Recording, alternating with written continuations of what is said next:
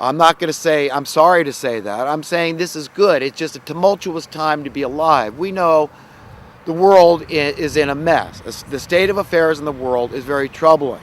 Our national debt, like Rand Paul recently pointed out in these presidential debates, is growing at something like $1 million a minute. So it's untenable, it's unsustainable. It can't work. We know that eventually you can kick the can down the road so far, but eventually the buck's got to stop. And everybody's just holding their breath and, sucking lemons and just, hey, well, just so I come out okay, this whole social Darwinian thing where it's going to be survival of fittest, I know, but, what can you do? A lot of people are going to die when this financial crisis hits, a lot of dying out in the streets and people dying because they can't heat or cool their homes and, this reason, that reason, the next. There's a lot of reasons why financial oppression causes death. There's a lot of reasons, okay? Of course, taken to the extreme, you starve to death. You can't afford to buy clean water, you would die of thirst. Shelter, you understand where this thing goes. So there's a lot of practical reasons why people do die from, extreme financial oppression. So understand the world's in a mess. And every single decent person out there, and I believe even indecent people out there, have an instinct. They have a conscience.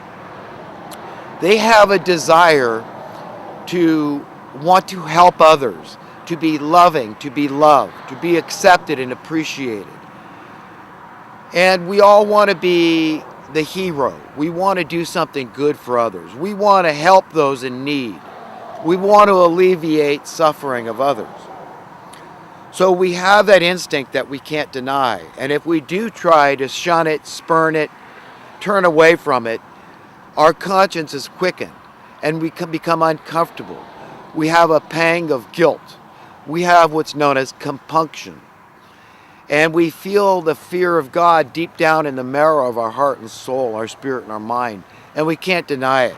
And when we try to deny this spirit of truth that's knocking on the door of our heart and mind, what we do is we do it to our own peril. It's to our own injury that we do these things. And we hurt others.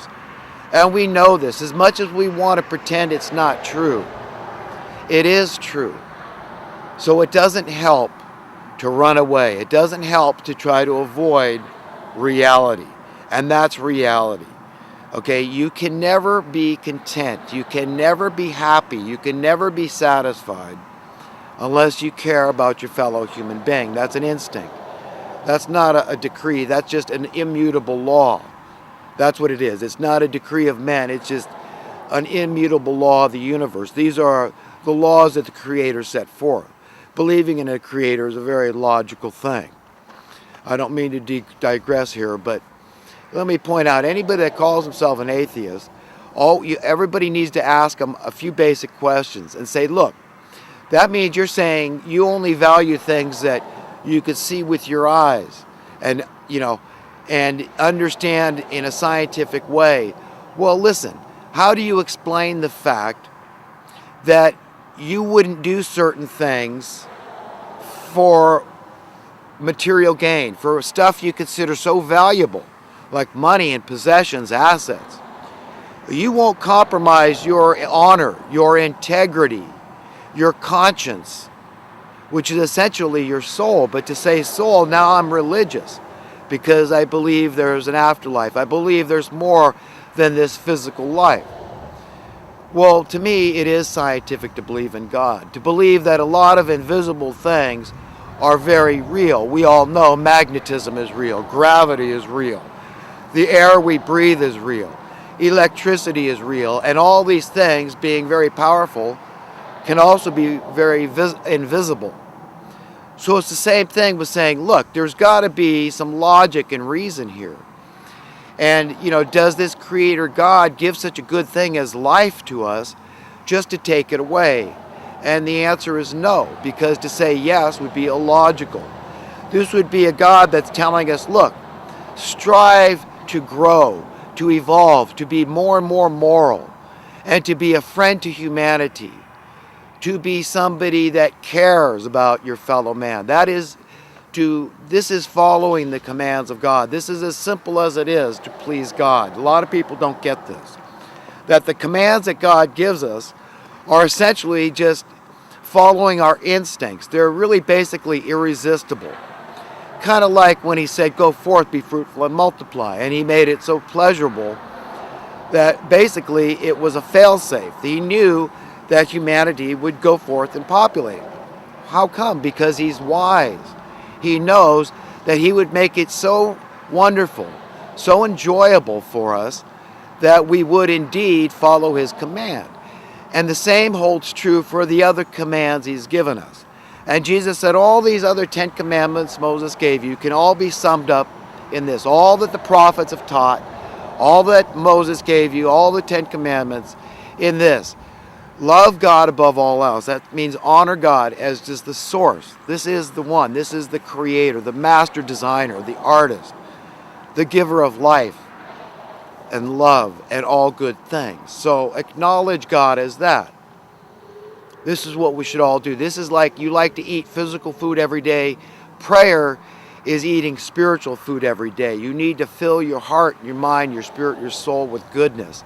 And God's waiting there to give it to you and me and all of us. Just pour it into our laps. Because it's logical, it's reasonable. We're his children. He loves us. He wants the best for us. All logical, all reasonable to presume and assume. Okay.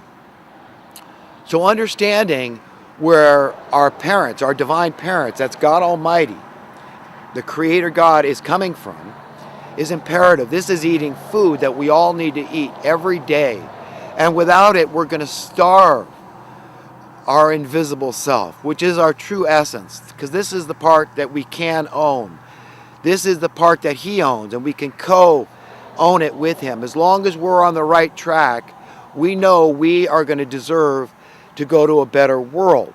We're working toward that better world. We want to be decent human beings. So following his commands, this is the one greatest command he gave, was the love God above all else thing. And then he said the other one is just like it, right then, part and parcel of the same thing, is just to love one another as we love ourselves. So the same things we care about ourselves, we want for ourselves, that we want for our children. We care about our children. We love our children.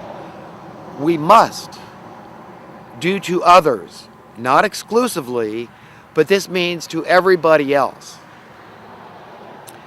And this is the only way we will ever be found worthy to inherit a better world, deserving to go to a better place, if we're working on the same page as the Creator God.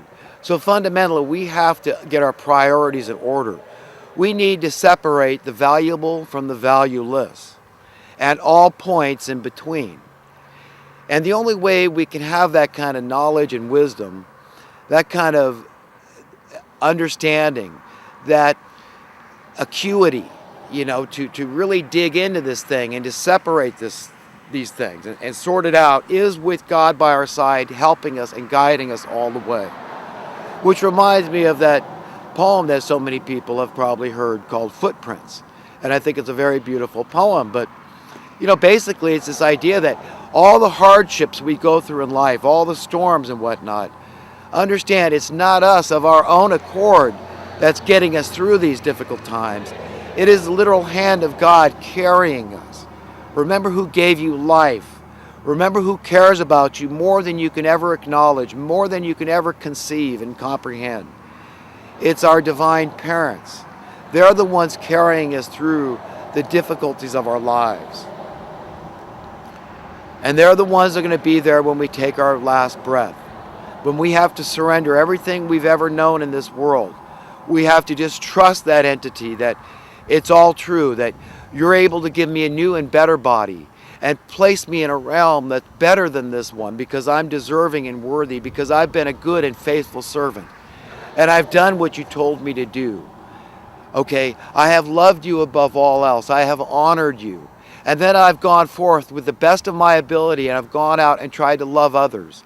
And when I say love others, it's not always about hugs and kisses and all this. Sometimes it's about correcting others. This is very critical for us to understand.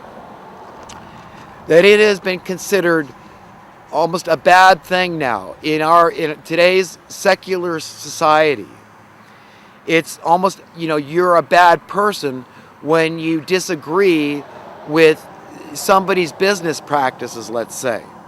But you can see that it's glaringly obvious that somebody's business practices are inconsistent with what pangs your conscience, what is perhaps just the basic rudimentary understanding of the golden rule, which is instinctual. This is for every faith. This is not a Christian belief necessarily. This is a Muslim belief. It's a Buddhist belief. It is a Jewish belief. This is very basic ethical, moral behavior, thought, thinking, and understanding. This is all it is. It's just embracing basic scruples. That's it. It's just saying, something, I get it. It's logical and reasonable. It makes sense. And I cannot, if I try to veer away from that fact alone, then my conscience will trouble me. I will never find contentment. I will never find peace. I will never find joy. I will never find happiness. I might find the pseudo, replicas of those things, but I'm never going to find true and real lasting happiness. You see, Jesus said, he said, make sure the light within us is not actually darkness. And he pointed out that worldly things, and in particular money, and the things that money will give you, like power and possessions and prestige, fame and fortune, all this kind of stuff, all these things are, of course, the root of all evil. And the things highly valued among men are detestable in the sight of God. And that these things will not bring us happiness. And that these things are in the way. They are obstacles to our happiness. And that we have to help other people to understand these things. We've got to really delve into the material aspects of morality and understand how it's a false, lying God. And this idea that we're valuing the wrong things, that the light within us is actually darkness. You see, because a lot of people are very happy that they are rich, that they are wealthy, prosperous, worldly wise speaking. They're not considering, am I wealthy in terms of conscience? What my prosperity, my values, are my treasures right? Are they in line with God and what's going to bring me to a better realm from here? So I can go to a place where there is not all this ubiquitous, unnecessary human suffering going on, where things are in decline. You see, this whole world, the system, is a lying system. It's a cheating system. It's a thieving system. It's a murderous system.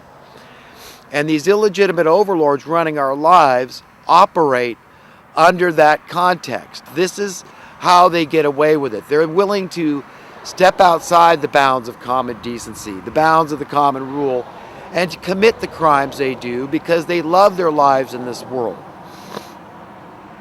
And that's the light within them. You see them light up and they beaming, look like they're full of joy. But this is satanic joy. Okay, this is not right. And we've got to really be honest, because this is a life and death situation. Because it's not that the wicked will ever perish, but it's just where they go from here that's so critical to understand. And they cannot go to a good place from here. They need to go to a bad place. They need to go to a place that's even more painful until they learn the lessons they need to learn, just to be decent, upright human beings, because that's all the laws of God are. This is not a religious thing. He said, Jesus scoffed off being labeled religious. What is religion? Because he knew they were trying to, what do they call it? Pigeonhole him, and put him on a shelf. They needed to label him somehow, so that they could come in, masquerade as religious people and besmirch. You see, these are besmirchers, these usurpers. And so that's how they roll. They'll take Christianity, and they'll besmirch. I'm doing this in the name of Christianity. I'm doing this in the name of Islam. I'm doing this in the name of Judaism. I'm doing this in the name of Buddhism. You see how easy it is to besmirch someone if you're willing to lie and cheat and steal and murder.